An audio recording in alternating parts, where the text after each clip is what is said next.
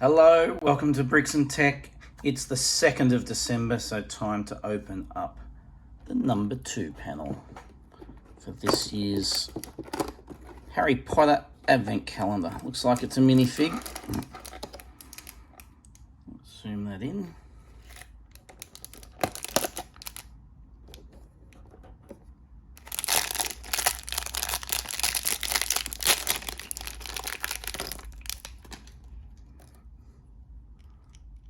One, two. What face should I use? It's Christmas, so we'll use that face. 3 and 4.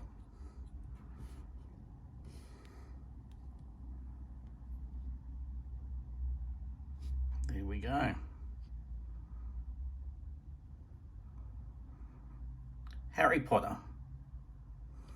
Add that to the board as a playing piece, I assume.